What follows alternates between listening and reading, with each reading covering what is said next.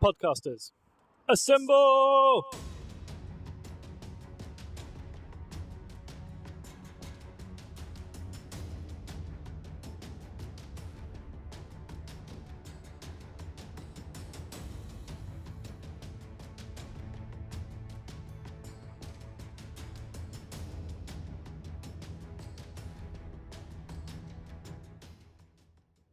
Hey everyone, this is Becky, Troy's wife. This is Troytle Power from the Power Playthroughs podcast. Hey guys, it's Jason from the Drinkopedia podcast. Hi, this is Arjuna Gonzalez from Thoughts from the Level Editor. Hey everyone, it's Rob here, your friendly neighborhood comic geek. My name's Bill, and I'm from the RPG Golden Years podcast. And this is Guardians of the Galaxy Volume 1. Guardians of the Galaxy. The Guardians of the Galaxy. Guardians of the Galaxy. The Guardians of the Galaxy.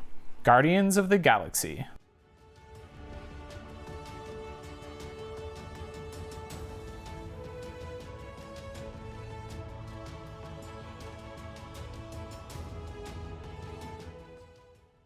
I really liked the first wave of Marvel movies as they were coming out, but it wasn't until Avengers that I really got sucked into the MCU. I think I had seen Iron Man's 1 and 2, Incredible Hulk, and maybe Thor? I don't think I saw Captain America before I saw Avengers. But once Avengers hit, I was full on into the MCU. And then when I heard about Guardians of the Galaxy, I was immediately stoked. The first thing I heard about it was the soundtrack. And the soundtrack sounded absolutely incredible. And it is. It's a great soundtrack. It's a soundtrack I still put on from time to time. This is by far my favorite movie in the series of movies that we're watching right now. This is my favorite, mostly because it has the best soundtrack. All of the songs are amazing, and it gets me really hyped up, and it makes me happy. But what I didn't expect was a movie that would bring together a team of the most bizarre characters and somehow make me, really emotionally care about each and every one of them. You know, there are a lot of minor injustices in this world, and one of them is the fact that we will probably never see a Marvel Cinematic Universe movie directed by one of the Monty Python guys. But at least we have Guardians of the Galaxy. This was a very unprecedented, unexpected film. As a comic book fan, when people talked about what other characters might be pulled for an MCU movie, the Guardians of the Galaxy was not one I would have expected. It was a team from the 80s that had all these weird characters and a dude in the future that had Captain America's shield, and you didn't know what was going on. But then you found out they were actually taking from the Andy... Oh, I'm going to get it wrong now. They call themselves DNA, so it's Dan Abnett and Andy Lanning, I believe, are the team who wrote... They were basically given control of the Marvel Cosmic Universe while Civil War was happening. And so it's you guys do whatever you want with the Cosmic-y characters because we don't want them involved in the Civil War storyline. And so they did these massive, 3 giant space wars. Well, granted, it started with Keith Geffen. I should take that back. It started with Keith Geffen doing Annihilation. And then we got into Annihilation Conquest and Realm of Kings and War of Kings and all of these big space things. But one of the big things that came out of it was this new Guardians of the Galaxy book. This movie in general was just amazing. Guardians of the Galaxy is a film I would recommend to anyone. At the time going in to watch the film, I didn't actually have high hopes. I kind of felt like the Marvel movies were all getting a bit samey at the time. And then just sat down to watch this film thinking, it'll be a nice Marvel film. It'll be a nice, easy romp for a Saturday afternoon to watch. And yeah, it just blew me away. Guardians of the Galaxy, this movie came out of effing nowhere. Let me tell you right now. I remember reading some of the Guardians comics, and I remember when this movie was announced, and I was like, really, guys? You're going to do your B-level Star Wars section of your comics? What? Why? To what avail are we doing here? What I was not expecting was for James Gunn to come out with an ensemble film. We have, unlike Avengers, Guardians, we had no backdrop to any of these characters. To make an ensemble film with such flavor, with a touch of its own life and energy to it, and its own style and its own aesthetic to just breathe life into this really weird entity. And honestly, it took. Right at the start of the movie, Peter Quill establishes himself as a hero when he's just a little boy. He goes in to see his dying mother, and he's got a black eye, he's all beat up, and she asks him, why are you fighting with those kids again? And he says, they killed a little frog, what ain't done nothing wrong. Squished him with a stick.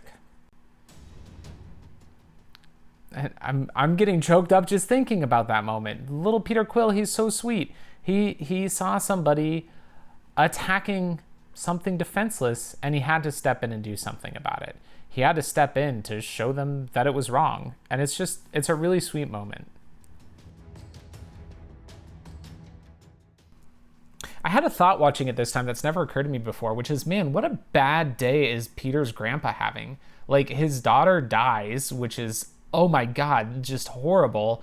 And one of the last things she said was that she told Peter that she said, your granddad's going to take real good care of you. And it was his daughter's heart stopped, told Peter to wait out in the hallway, and then he never saw Peter Quill again. Oh my gosh, that poor man. Yeah, so they take the core of sort of that comic book team of Star-Lord and Rocket Raccoon and Gamora or Gamora, however they like to pronounce it, and bring them together. And they knew they needed somebody at the front. And so they threw Chris Pratt at it. Star-Lord has landed on Morag, and he's walking through the ruins to get to the orb, and he pulls out his Walkman and starts playing Come and Get Your Love. And he just starts dancing around the planet like an absolute lunatic. I really feel like if I was on my own on a deserted planet listening to that sort of music, that's exactly what I'd do. I'd dance around, kick a few space rats about, and be like, yeah, I'm the man. And it's just like, I just loved it. That whole thing just got me so excited for the whole film. It really set it up perfectly. And he's just dancing his way through here, and he picks up the little lizard creature and uses it as a mic. And it's just a great introduction to the movie. It's like, hey, welcome to our 2 hours of absurdist superhero action. Oh, I love it. And I think that was a really, really smart choice. It was weird to see him ripped, for those of us that knew him from Parks and Rec. But I think he fit the role very well of this really snarky guy. And then they added on top the whole 80s thing where he, left the Earth in the 80s. And so that's sort of the culture he's obsessed with, which is not a part of the character normally. Normally he was from Earth and then he's out in space and he's actually in prison when they pick him up, and he has a robotic eye. There's a dude in the prison that has sort of the robotic eye thing. Those implants were actually Star-Lord's in the comic for a short period of time before he has them removed and they redesign his costume and all this stuff. My favorite line of dialogue, I mean, every single line out of Rocket Raccoon's mouth, almost. He's the not quite Tony Stark character in this movie. He has all of these witty little quips that you remember. I could totally see him driving Pepper Potts up the wall on the board of directors of Stark Industries. One line that stands out is near the beginning of the movie on Xandar, where he says, "Look at this guy. You believe they call us criminals when he's assaulting us with that haircut?" And then there's Rocket and Groot are standing around making fun of people. People are, walking around, and the Rocket's making comments about people.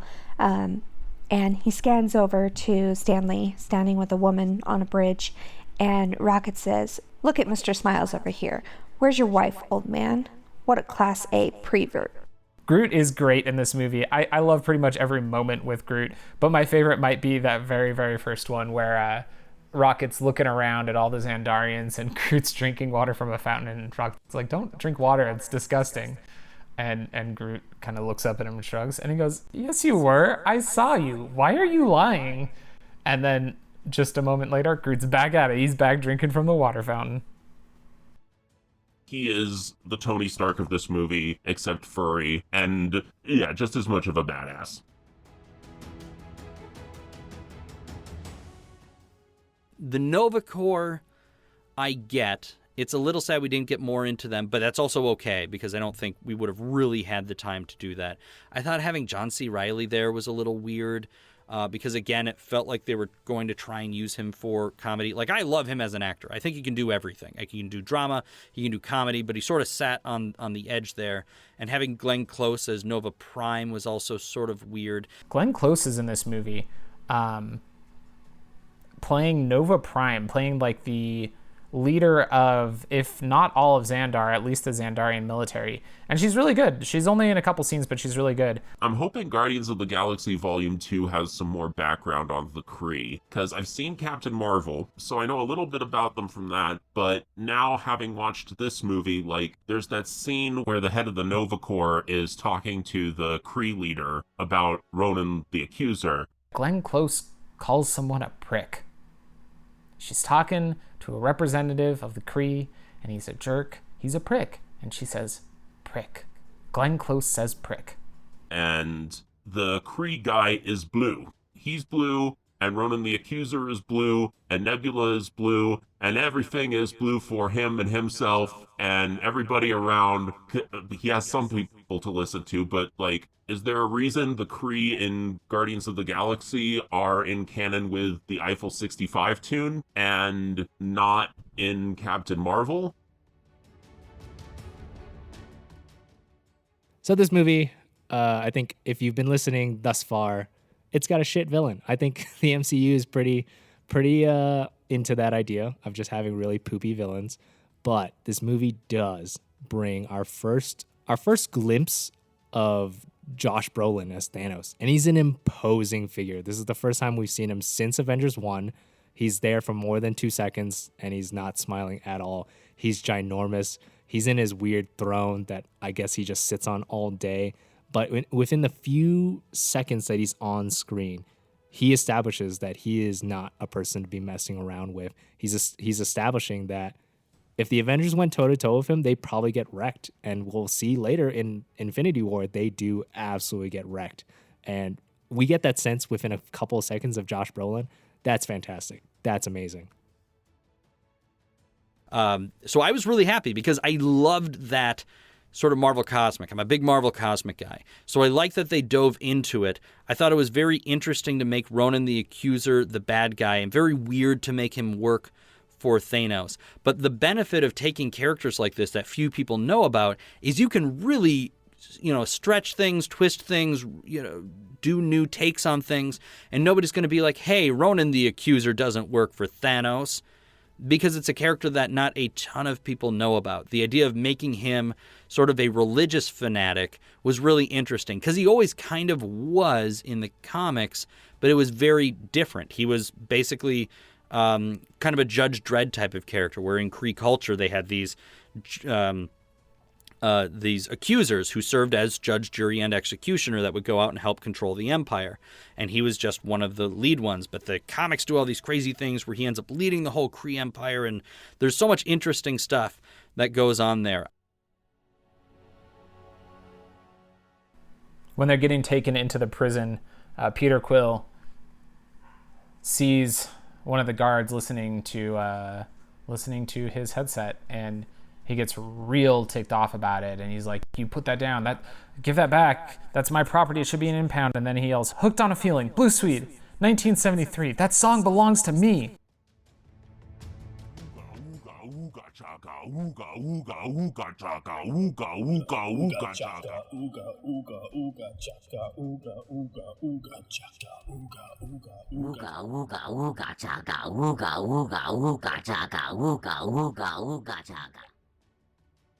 And then he gets tased.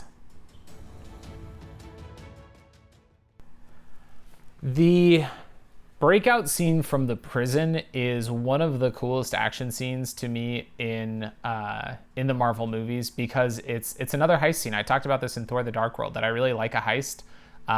Guardians of the Galaxy does heists gone wrong, though.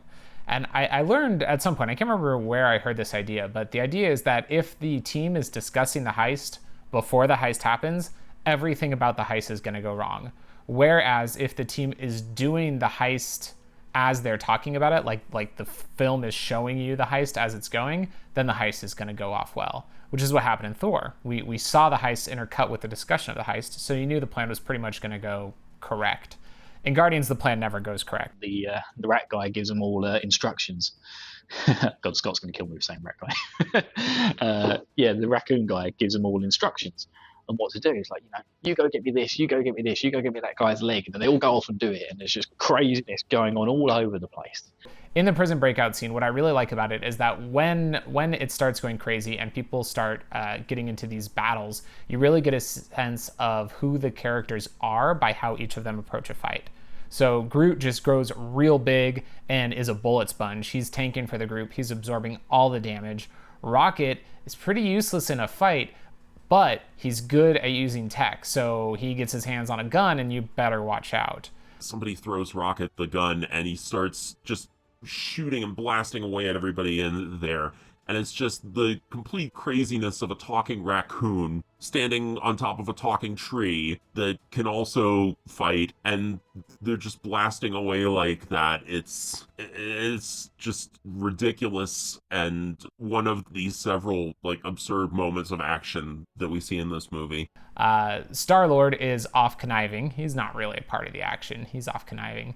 Let's see, Drax is just beating the crud out of a bunch of guards and looking super gleeful about it. He loves a fight, and it's totally brutal the way that he fights. It's just he literally bashes his head into a guy.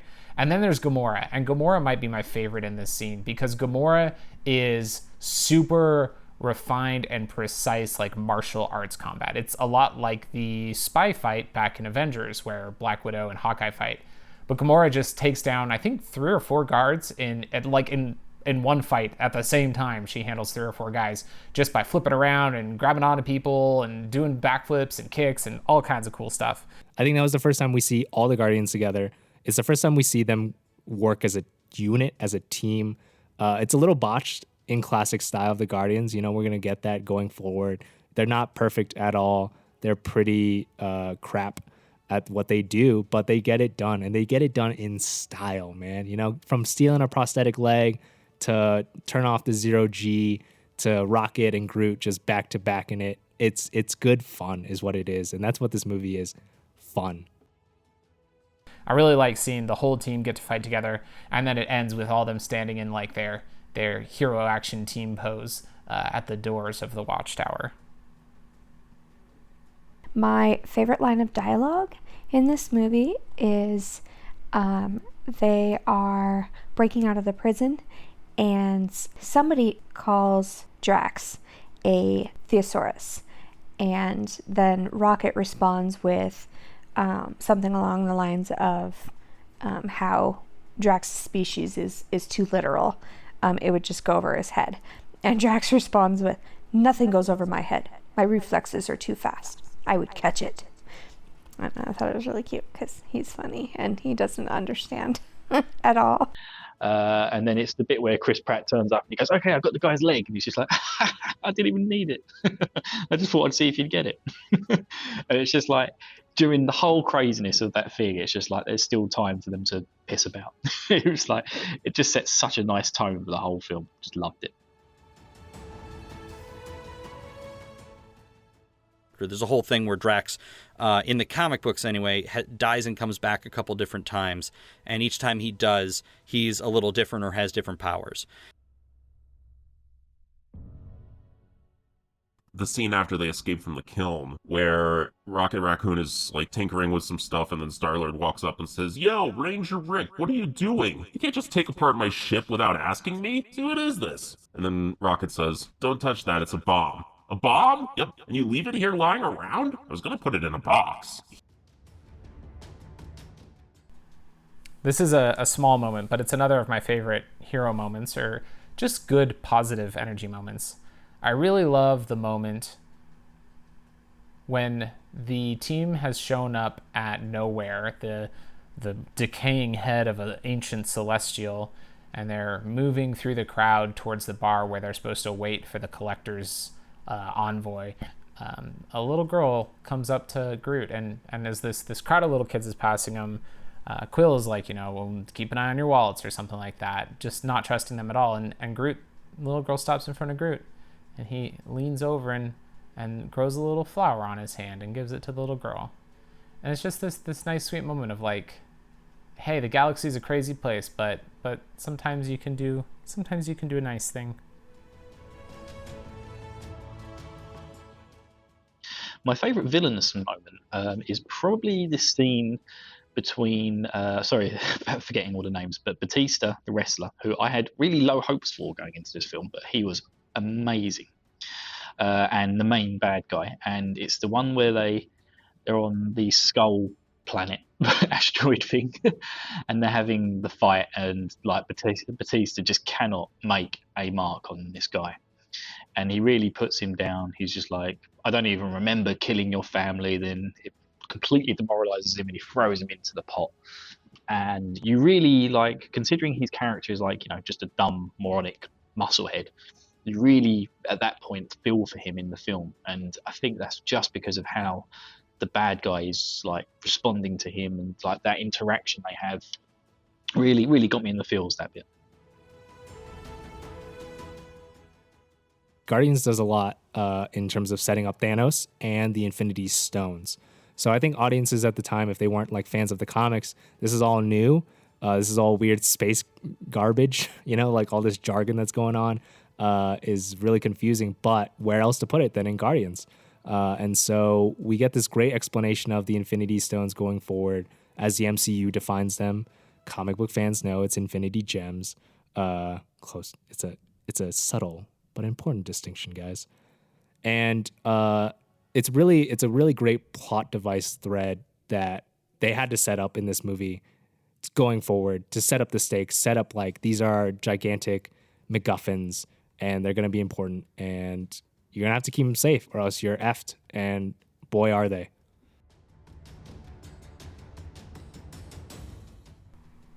The scene where the team is talking about their plan for the end of the movie is also really good, or rather the fact that they only have 12% of the plan. This scene is just perfect. It is a perfect scene. I could quote you the entire thing. Instead, I'm just going to give you two wonderful moments. One is where Drax asks when they determine something, and Peter's like 3 minutes ago, and he goes, I wasn't listening. I was thinking of something else. I love it. It's the best. It's such a wonderfully, perfectly honest answer. Totally appropriate, Drax. It's a little rude that you weren't listening, but good on you for owning up to it. And the other great line in this is at the end, they're all standing up because they're deciding they're going to go join the fight, even if it's a hopeless cause. And they all look at Rocket. He kind of sighs. He stands up. And he goes, all right, you happy? I'm standing now too. We're all standing. Bunch of jackasses standing in a circle.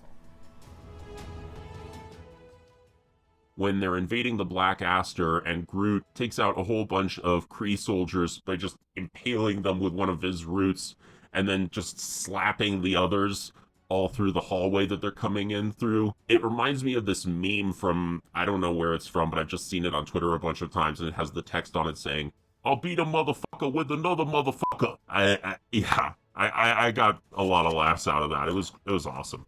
Oh yeah, and then like after he's done all of that, he just sort of turns around and smiles like, I did good. I am Groot.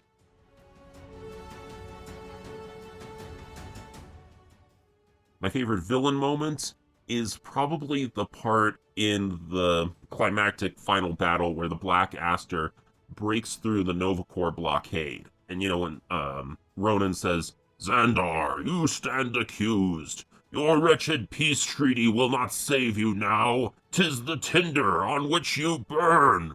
I kind of read that in a melodramatic comic book voice that doesn't really do justice to the line, but like Ronan is a really good villain. He is way more intimidating and unsettling in this movie than many of the other villains that we've seen so far in the previous movies. So my favorite hero moment, there is a big fight with Ronan towards the end of the movie, and a few of the heroes get hurt, and the ship is about to crash into Xandar, and Groot starts spreading his roots out and forms a ball around them to protect them all. And Rocket says to him, no, Groot, you can't. You'll die. Why are you doing this? Why? And he has tears coming out of his eyes. And Groot responds, we are Groot. And it's really sad. And then they crash into the planet and Groot explodes and he dies. It's sad. I like Groot.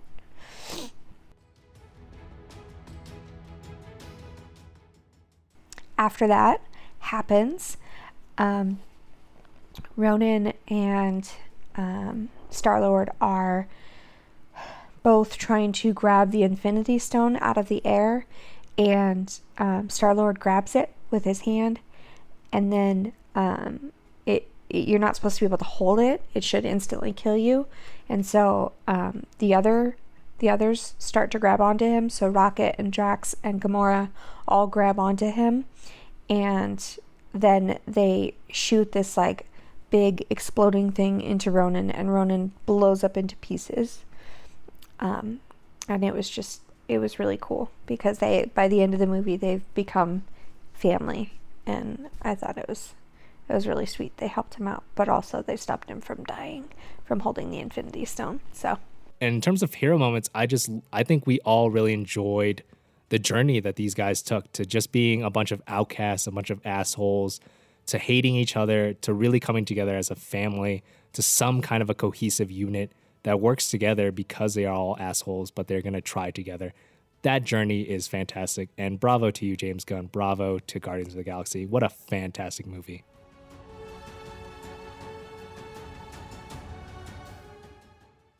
The amount of power that the Guardians have at the very end. So they have all that power, and it's all put together, and then there's this big blue-headed guy. And you don't really know who he is. And obviously he is going to be, a future mammoth bad guy for the series. But at the time, it was just like, we didn't know much about him. He's just very scary, and he's trying to collect these very scary stones that are very, very powerful.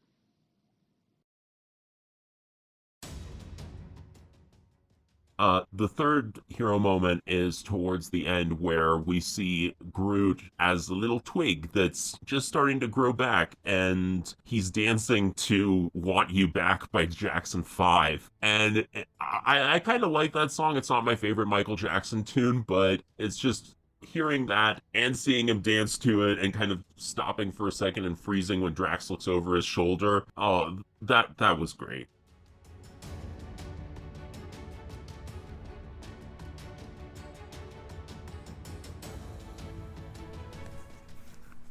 This movie makes a big deal about Peter Quill's heritage. There's references to who his dad was throughout the movie. His mom at the beginning tells him that his dad was an angel of burning light or something along those lines. The Ravagers talk about how they should have sold him for cargo because he was cargo. At the end, they reveal that it turns out they were hired by his dad to pick him up. And then the Nova Corps tells him that his dad was something ancient that they've never seen before. Who is Star-Lord's father? Is it the Infinity Stones? Officer Barbrady? Chef? Mr. Garrison? The 1991 Denver Broncos? It's not totally clear to me, because it seems like they were trying to drop some sort of hint about who Star-Lord's father is, but I didn't pick it up. This does get paid off in Guardians of the Galaxy 2. It's an interesting payoff. The way they go with it is buck wild, but I really like that that's just sprinkled throughout this movie. It definitely lets you know that there's going to be more adventures with the Guardians of the Galaxy. But more than that, you get that ending scene where the Milano's all fixed up, they've got their ship back, and the team is setting off on new adventures, and Peter says that he's going to look after them. I like found family stories, and I like the promise this movie gives that we're going to get more stories, more adventures with this found family. But the comedy is straight on. And again, you gave it to James Gunn. You gave it to somebody who is going to have fun with it, who's going to go a little nuts, who is going to make a lot of jokes. And I think that's what makes this film as strong as it does. So I really like Guardians of the Galaxy. It might be up there with my favorites. I don't know. I haven't actually sat down and made a top 5 list in quite a while. The music was amazing. The acting was amazing. I mean, it has Batista in it. The guy's a wrestler, and his acting performance in it is amazing. He does play a basic wrestler type character, but he was still. And just everything about it is just very well done. And I would definitely suggest to anyone to go watch this film, whether you're a Marvel fan or not, especially as it's kind of like the beginning of its own thing. So yeah, just love it. Absolutely love it. This is probably my third favorite non-serious movie of all time. Number one is Wayne's World. Number two is Smokey and the Bandit. And I think Guardians of the Galaxy does come in at 3 after a very fierce competition with Smokey and the Bandit.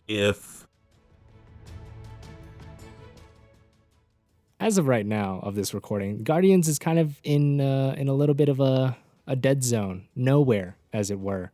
But at the time, you could not have been hotter than Guardians when it came out. As a skeptic, a comic book skeptic, I did not think Marvel could pull it off. I didn't think that Marvel could pull off a talking tree and a talking raccoon hanging out with aliens and a human man. Boy, was I wrong, because they absolutely killed it. From the soundtrack to the style to the story to the humor, it was an absolute smash, and I still think it's a smash to this day, and definitely one of the top MCU films thus far.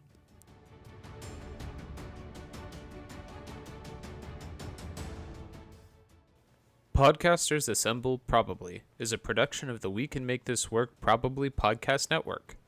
This episode edited and produced by me, Troytle Power.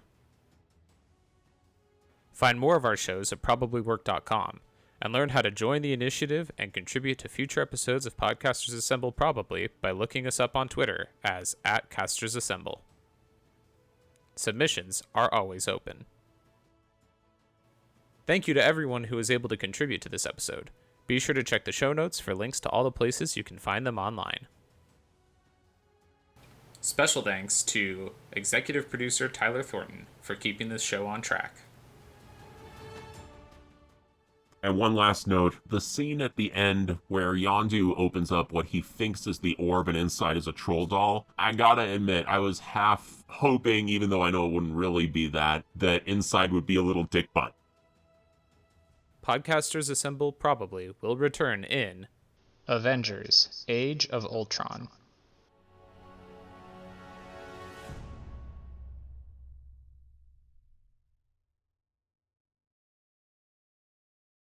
I can't stop this feeling deep inside of me.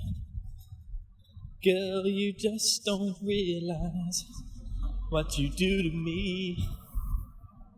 When you hold me in your arms so tight, you let me know everything's alright. I'm hooked on a feeling, I'm believing that you're in love with me. As all sweet as candy, your taste is all on my mind. Girl, you got me thirsty for another cup of wine. Got a pop from you, girl. I don't need no cure. I just stay affected if I can, for sure. All the good love when we're all alone. Keep it up, girl. Yeah, you turn me on. Hooked on a feeling, I'm believing that you're in love with me. Do, do, do, do, do. Do, do, do, do, do, do, do, do.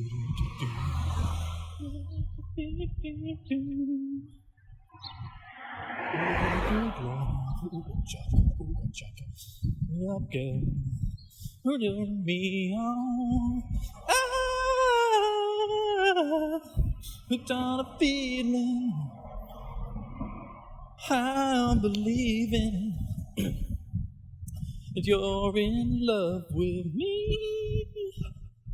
But got a feeling, oh, I'm believing you're in love with me. Said I'm doing it, yeah. I feel it, yeah. I'm believing you're in love with me.